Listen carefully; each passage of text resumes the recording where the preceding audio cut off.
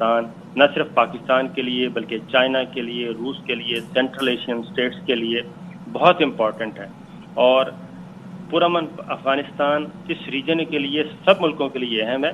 اور افغانستان میں جو دنگا فساد ہے، بدامنی ہے، وہ صرف سوٹ کرتی ہے عالمی طاقتوں کو جو اس ریجن میں نہیں ہے، وہ سوٹ کرتی ہے انڈیا کو جو اپنا کھیل کھیلنا چاہ رہا تھا. آج اس کے تمام قونصلیٹ خانے، بھارتی قونصلیٹ خانے سب بند پڑے ہیں، تالے لگ چکے ہیں اور عملہ ان کا بھاگ چکا ہے اپنے پاجامے اور پتلونیں چھوڑ کے. اور ان کا جو اسلحہ انہوں نے دیا تھا، جو میں آپ کو بتا رہا تھا، اسلحہ انہوں نے بھیجا افغان فوج کے لیے، کئی جہاز بھیجے، وہ ان کے کام نہیں آئے.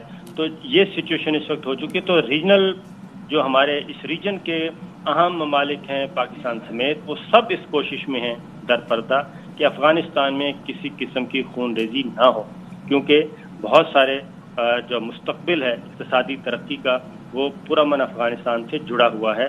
اور یہی وجہ ہے کہ افغان طالبان کو تمام ریجنل پلیئرز نے بھی سمجھایا کہ آپ نے ماضی میں جو غلطیاں کی ہیں وہ غلطیاں نہ کرنا، تاکہ کسی بھی انٹرنیشنل فورم پہ ان کو دفاع کرنے کا موقع ملے اور وہ اگر ساتھ کھڑا ہونا پڑے تو ان کے لیے کوئی سبکی کا اقدام نہ کرنا. اس لیے آج کا جو حکم نامہ ہے افغان طالبان کا، وہ اس میں پڑھ لیں، اس میں خواتین، بچے، بوڑھے، بزرگ اور تمام شہریوں کے لیے انہوں نے عام معافی کا اعلان کر دیا. ایون ان لوگوں کے لیے بھی کر دیا جو امریکہ اور نیٹو کے لیے مترجم کا کام کر رہے تھے اور جو وہاں سے نکلنا چاہتے ہیں، ان کے لیے بھی عام معافی کا اعلان کیا ہے. تو افغان طالبان اس وقت اپنے 20 سال کی جنگ کے بعد کافی کچھ سیکھ چکے ہیں. اچھا صابر شاکر صاحب، جو مناظر ہم دکھا رہے ہیں، ناظرین دیکھ رہے ہیں، اس میں کوئی مزاحمت مطلب فوج کی طرف سے تو نہیں ہے، اس کے ساتھ ساتھ جو عوام ہیں وہ بھی ایک طرح سے ویلکمنگ ہیں طالبان کے لیے. دوسری طرف ہم جب دیکھتے ہیں اقوام متحدہ کے سیکرٹری جنرل کہتے ہیں کہ جی جو ان کے زیر قبضہ علاقے ہیں وہاں خواتین سمیت دیگر افراد کو بڑی مشکلات کا سامنا ہے، لیکن عوام جو ہے وہ بظاہر ویلکم کر رہے ہیں، کوئی مشکلات ان کو نہیں آ رہی ہیں طالبان کو ان کی جانب سے. یعنی تبدیلی آ گئی ہے ایک طرح سے دیکھا جائے تو. دیکھیں، بات یہ ہے کہ 19 سالوں میں 22 کھرب ڈالر افغانستان میں جھونکا گیا. اس میں آپ جنگی اخراجات نکال دیں، باقی تو تعمیر و ترقی کے لیے آئے تھے. اور وہ تعمیر و ترقی کے لیے جو پیسے آئے تھے وہ کہاں گئے؟ افغان عوام پہ تو نہیں لگے. وہ تو سب کے سب ان 20 سالوں میں جو برسر اقتدار رہے گروپس، وہ خواہ غنی غنی تھا یا قرضئی تھا یا عبداللہ تھا یا ان کے ساتھ جتنے بھی گزرا تھے، کابینہ تھی، ان کی جیبوں میں گئے، یا پھر واپس کک بیکس کی صورت میں جو نیٹو اور امریکن فورسز تھیں ان کی جیبوں میں گئے. اور یہ میں بھی ایک خبر پڑھ رہا تھا کہ اس وقت آفیشل جو اخراجات لیے جا رہے ہیں، آفیشل تعداد ہے افغان فوج کی، وہ 3,20,000 ہے. یہ افغانستان کے ہی ایک ایکس چیف کا ایک انٹرویو تھا، اس انہوں نے انکشاف کیا کہ یہ 3,20,000 نہیں، یہ 4,80,000 ہے. اور 40,000 گھوست ملازمین اور افسر ہیں جن کی تنخواہیں، مراعات، گاڑیاں وہ وصول کی جا رہی ہیں پچھلے کئی سالوں سے. تو اس طرح کے گھپلے وہاں پہ بہت زیادہ ہیں. تو اس لیے افغان طالبان جو عوام ہے، افغان عوام، انہوں نے تو دیکھنا ہے کہ ان کو ریلیف کہاں سے ملے گا. اور ملا عمر کے دور میں آپ کو یہ بتا دوں کہ کسی کو پسند آئے نہ آئے، اس وقت کی جو یہ پوسٹ کی کاشت 0 پہ چلی گئی تھی اور یہاں پہ کسی قسم کی منشیات نہیں تھی. ان کا انصاف کا نظام سستا ترین تھا، فوری انصاف دیا جاتا تھا، تو روزگار کے مواقع تھے، پرامن ہو گیا تھا. لیکن یہ چیزیں ایک خاص نیریٹو کے ساتھ اس کو مسلط کی گئیں. اور اب بھی افغان طالبان، اور اس کے بعد جب یہ 9/11 کے بعد امریکہ نے حملہ کیا تو اس کے بعد یہ گورنر جو تھے وہ سائیکلوں میں اور گدا گاڑی میں بیٹھ کے اپنا نکلے اور جا کے پہاڑوں میں چلے گئے. تو یہ ان کی کنڈیشن تھی. اور اب بھی وہی صورتحال ہے کہ افغان طالبان سے عوام کو تو کوئی تکلیف نہیں ہوئی. وہ تو ایک وہ 9/11 ہوا اور اس کے بعد ایک اسکرپٹڈ قسم کی ایک ہوئی دہشت کے خلاف سو کال جنگ. آپ خود دیکھیں کہ 21 سال تک 20 سال تک پاکستان کو ڈو مور کہا جاتا رہا اور الزام تراشی کی جاتی رہی کہ ہم دہشت گردوں کو سپورٹ کر رہے ہیں اور حقانی نیٹ ورک کے خلاف یہ کم کریں، فلاں کے خلاف یہ کریں. ایک وش لسٹ آتی تھی. انہیں افغان طالبان کے ساتھ یہ بیٹھے، انہیں دہشت گردوں کے ساتھ بیٹھے، انہیں سے سیف ایگزٹ لیا. साबिर ये कहेगा, जिस तरह से अमेरिका खित्ते को जंग की आग में झोंक कर यहाँ से फरार हो गया, कुछ हासिल तो नहीं हुआ, लेकिन अब क्या प्लानिंग कर रहा है अमेरिका इस सारी सूरत हाल में?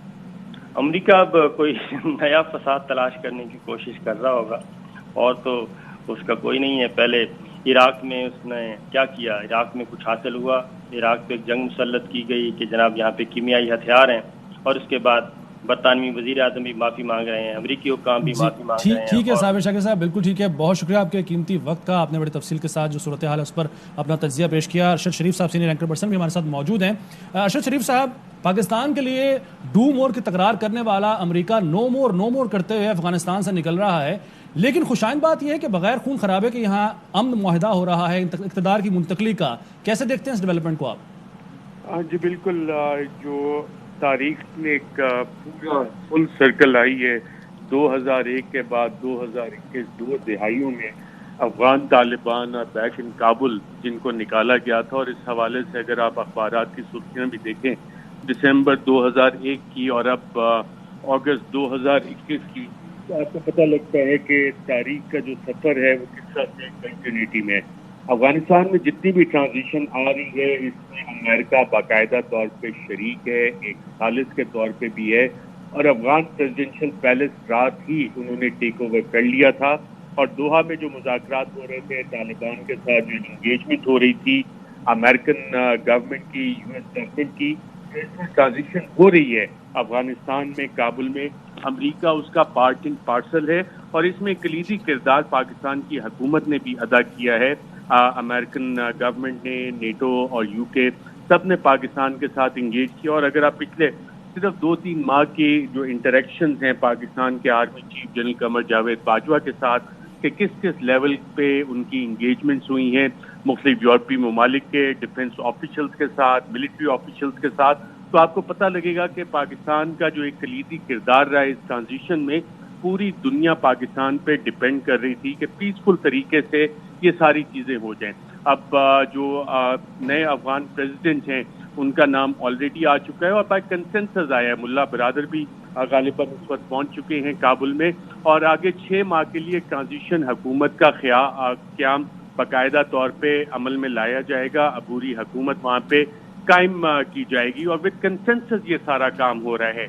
इसका मतलब है कि तमाम स्टेक होल्डर्स इसमें हिस्सेदार हैं, और इसका बहुत बड़ा क्रेडिट जो है, जो पीस मुज़ाकरात को, अमन मुज़ाकरात को आगे लेके जाना, वो हुकूमत पाकिस्तान का है। और हुकूमत पाकिस्तान, प्राइम मिनिस्टर इमरान खान साहब हमेशा से कहते रहे कि जंग किसी मसले का हल नहीं है, तो उसी पॉलिसी को इम्प्लीमेंट भी किया है। जनरल कमर जावेद बाजवा ने अफवाज पाकिस्तान की तरफ से लीड किया, और जो भी काम असाइन किए गए DGISI लेफ्टिनेंट फैज हमीद को, उन्होंने जो इंटरेक्शंस की, अगर आप सिर्फ उनके दोहा के दौरे निकाल के देख लें पिछले चंद माह के, कि जब से ये प्रोसेस शुरू हुआ और जनरल फैज हमीद अफगानिस्तान में जब उन्हें टास्क दिया गया कि तमाम स्टेक होल्डर्स के साथ इंटरेक्शन करनी है और पुरअमन ये होना है, 60 दौरे सिर्फ दोहा के हैं DGISI लेफ्टिनेंट फैज हमीद के। और अगर आप पिछले चंद दिनों में जो उनके सीक्रेट दौरे हुए काबुल के वो निकाले, तो वो तकरीबन 1.5 दर्जन लेफ्टिनेंट फैज हमीद DGISI के अफगानिस्तान काबुल के दौरे हैं। आर्मी चीफ भी जाते रहे हैं, इंटरेक्ट करते रहे हैं, अब्दुल्ला से इंटरेक्ट करते रहे हैं, अशरफ गनी से इंटरेक्ट करते रहे हैं। और अफगानिस्तान में जो इस वक्त एक ट्रांजिशन आप देख रहे हैं, ये तमाम उस बैकडोर इंटरेक्शन का, बैकडोर मुज़ाकरात का, जो पाकिस्तान ने काविशें की, अमरीकी हुक्काम के कॉन्फिडेंस में लिया, तालिबान को, अफगान डिफरेंट स्टेक होल्डर्स को, उसके नतीजे में आज हम एक पीसफुल ट्रांजिशन अफगानिस्तान में देख रहे हैं। और तमाम स्टेक होल्डर्स जो हैं उनको बाकायदा तौर पे इसमें ऑन बोर्ड लिया गया। इसमें एक और जो अच्छी चीज़ है जो हमें देखने में नज़र आ रही है, कि जिस तरह से ये प्रोसेस सारा चला, और बहुत कम हमने देखा कि रेजिस्टेंस हुई है, या कहीं पे आपको इत्तलात आई हो कि खून खराबा हुआ है। आपने देखा कि जैसे जैसे तालिबान मूव करते गए हैं, ग्रेजुअली वहाँ पे मुख्तलिफ डिस्ट्रिक्ट का वो कंट्रोल लेते रहे, और उसमें जो स्ट्रेटजी थी इस हवाले से वो बड़ी वाज़ेह थी, वो बड़ी सिंपल थी, कि जिस भी डिस्ट्रिक्ट की तरफ जा रहे होते थे वहाँ पे पहले एक एडवांस टीम जाती थी जो मुज़ाकरात करती थी, कन्विंस करती थी, और लोगों को ये एश्योरेंस देती थी कि अगर वो सरेंडर कर देते हैं तो उनका खिलाफ कोई भी कार्रवाई नहीं की जाएगी। उनके जो माजी के हरकत हैं और जिस तरह से وہ पपेट रिजीम एक बन के बैठे रहे, तो माजी की वजह से उन्हें बाकायदा तौर पे उसका प्रोसिक्यूट नहीं किया जाएगा। तो मुख्तलिफ जो ज़िले हैं उनके जो डिस्ट्रिक्ट कमांडर्स हैं, मिलिट्री कमांडर्स हैं, वो सरेंडर करते रह गए, कुछ भाग गए, और वो सारी अश्योरेंस दी गई थी इस सारे अमल में। और ये बात अफगान तालिबान पे भी वाजे कर दी गई थी मुख्तलिफ स्टेक होल्डर्स की तरफ से जो इस सारे अमल का हिस्सा रहे कि forceful take over of Kabul would not be acceptable.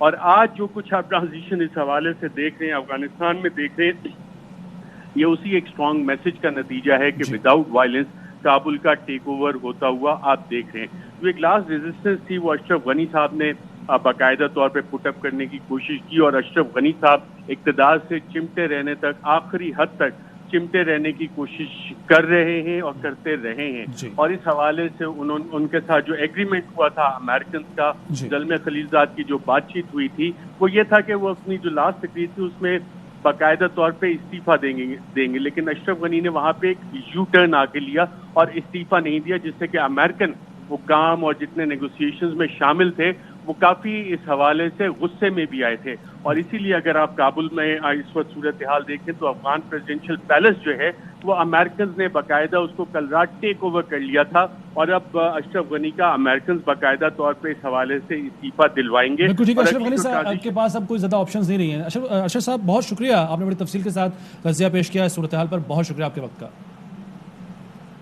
एक और अपडेट आपसे शेयर करें कि काबुल एयरपोर्ट से परवाजों की आमदोरफ्त का सिलसिला रुक गया है। बीबीसी के मुताबिक काबुल एयरपोर्ट पर पीआईए की परवाज 1 घंटे से परवाज के लिए तैयार खड़ी है, लेकिन उसे उड़ान भरने की इजाजत नहीं दी जा रही। इसके अलावा नई दिल्ली और दुबई से पहुंचने वाली परवाजें भी काबुल एयरपोर्ट के ऊपर चक्कर लगा रही हैं। बुलेटिन में शामिल करेंगे कुछ मज़ीद खबरें एक ब्रेक के बाद।